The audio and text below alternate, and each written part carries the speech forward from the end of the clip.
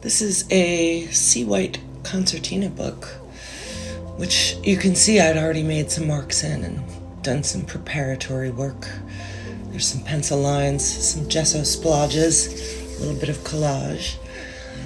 And here I am spraying my blobs of acrylic ink with my water spritzer and watching it do the wonderful things that it does. These Seawhite books are really great for a lot of reasons. One of them being they're very reasonably priced, and another being that they are made of 2 layers of paper. So things that bleed through the layer you're working on typically do not make it through to the other side, which is very nice. But the paper itself is pretty much like standard sketchbook paper. It is not watercolor paper, as you can probably tell by looking at this. The ink and water respond differently than they would on paper that was sized and prepared for wet media. But it's still good fun. Here is the hairdryer part, because it takes a long time for these puddles of watery ink to dry, and I'm impatient. You could see in that last part that I did mop up quite a bit of the water with paper towels and made some marks with the paper towels as well. I think I might have sprayed some black ink from a spritz bottle as well. Time for some noodly ink lines to make sure that my tree doesn't get lost. I think these lines started out not being a tree. I was just breaking the page, putting down lots of things to respond to, but it turned into a tree because, have you met me? I do tend to make a lot of trees. Imaginary trees.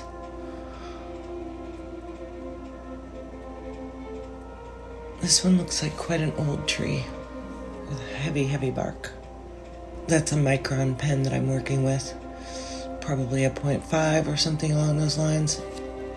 I really like the Micron pens because they are fully waterproof. They do not bleed, they do not blur. They can get quite finicky if you work over, it's hard to draw over gouache or heavy watercolor, for example. Anything that picks up, anything that stays water soluble, they don't really like working over because it kind of clogs up the porous surface of the nib. But they are really good for working over acrylic ink because it does not remain water soluble and it doesn't leave any kind of particulate matter or loose residue to upset the very diva-like nibs on these pens. When I'm working over mediums such as watercolor or things that can flake or pick up, then I typically use a Sharpie because the Sharpie nibs are not quite as finicky.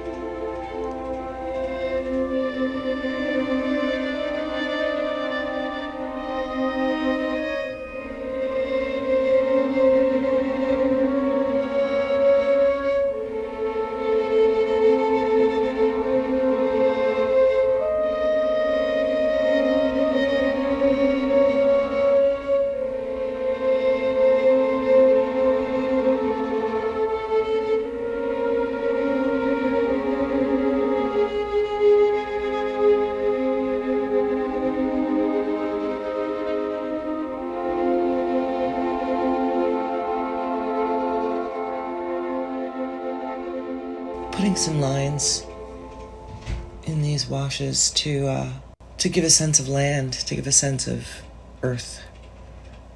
The lumpy, bumpy surface of the ground where it was just washes and splatters.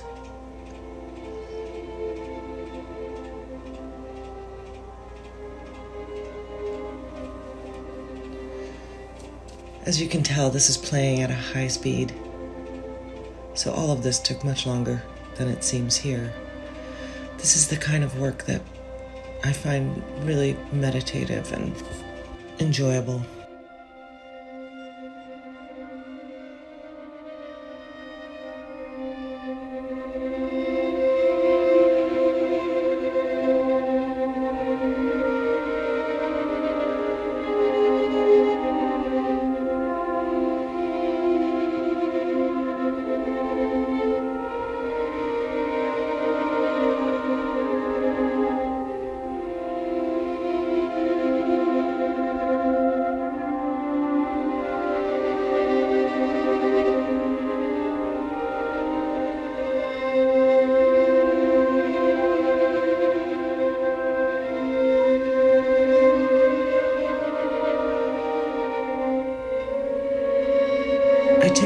listen to audiobooks or sometimes podcasts when I'm working on art.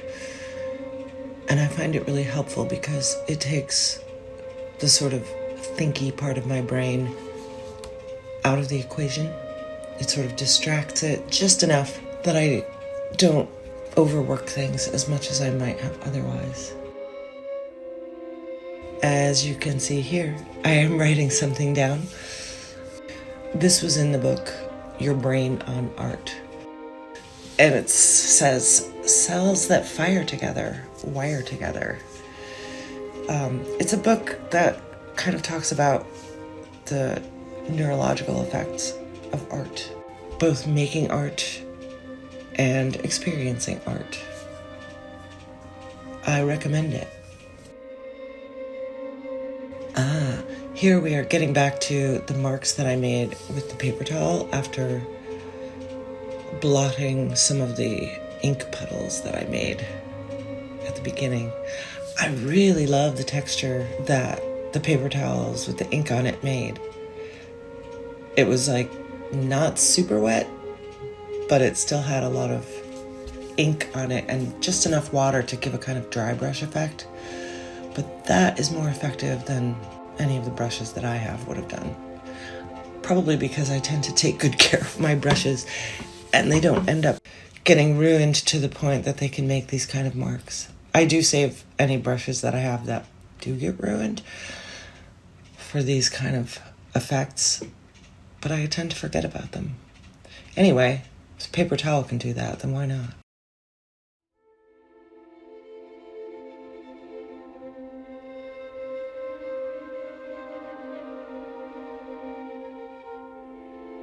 I was really getting into noodly bark textures on this day. It reminds me of like mid-century illustration of wood grain that you might see on an illustration of a cutting board, for example, or a tree. In this section where my hands are covering right now, you can see that there's a bunch of pieces of masking tape. Masking tape and splodges of gesso and squiggly pencil lines were all some of the things that I did to prep this book before I started. Oh, here's another quote from the audiobook. Nature is the most enriched environment. One of the themes in Art on the Brain is about how enriched environments tend to lead to creativity and imagination and things like that. And therefore, they're very good for you. That's a mark against minimal living in my book. A maximalist environment is good for the brain. Sort of like prepping the sketchbook. You put a bunch of noise down there to sort of eliminate that fear of the blank page. But really, it's just giving your brain something to respond to. It gives you a starting point.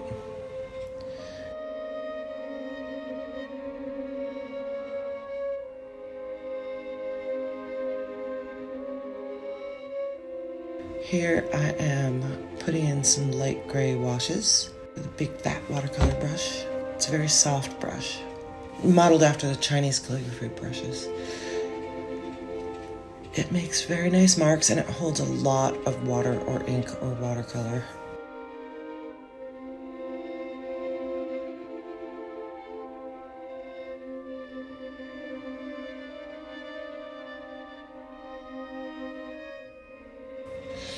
Oh, I've gotten out my yellow ink. Being very careful with filling in this background.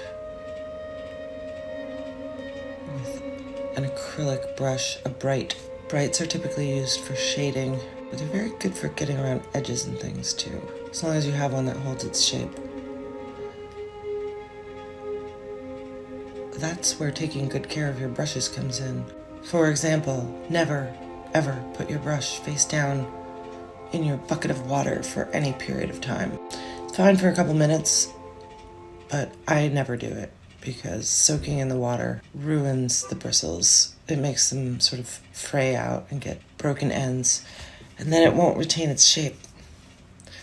So I typically change my water often, dunk the brush and blot it on a rag and just set it down.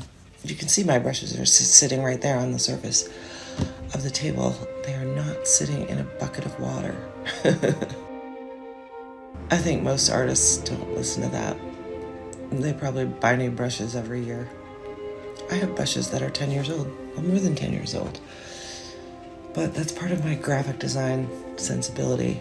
I'm kind of noodly about taking care of my brushes in the same way that I'm noodly about drawing tree branches.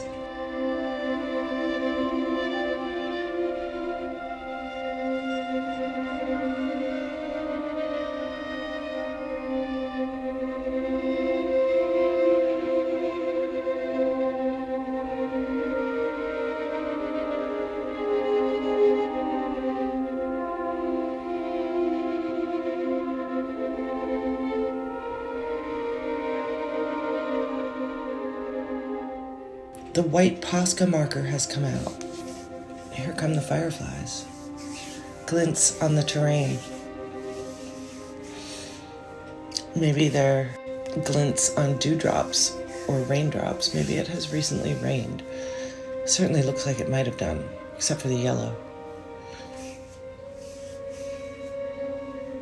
Maybe it's a brilliant sunset or sunrise after a gentle rain, or even a flooding rain. It looks pretty, the ground is looking pretty boggy and soggy.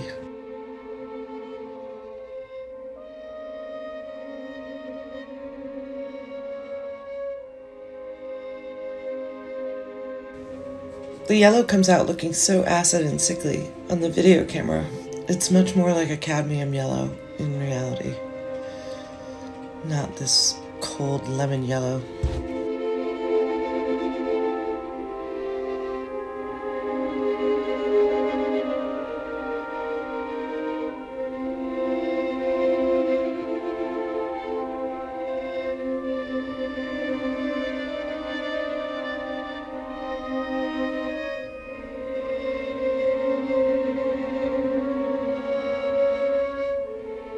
These are some washes that I am doing with a pretty recently discovered marker.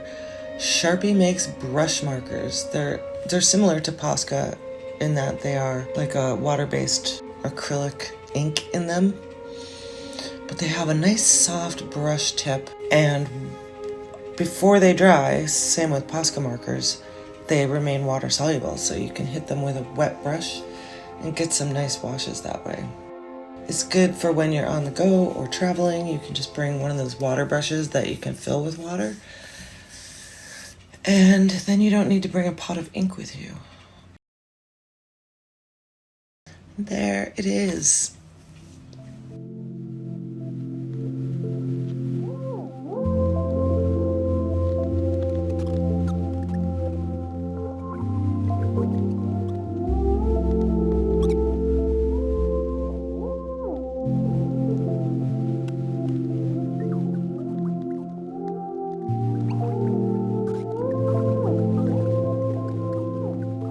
These little dots are those reinforcement tabs that you can put on papers that go into 3-ring binders.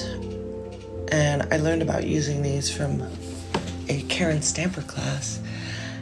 And I really love, they just have an interesting effect. They kind of add another layer, a kind of abstraction, but also there's something, I don't know, I've come to really enjoy them.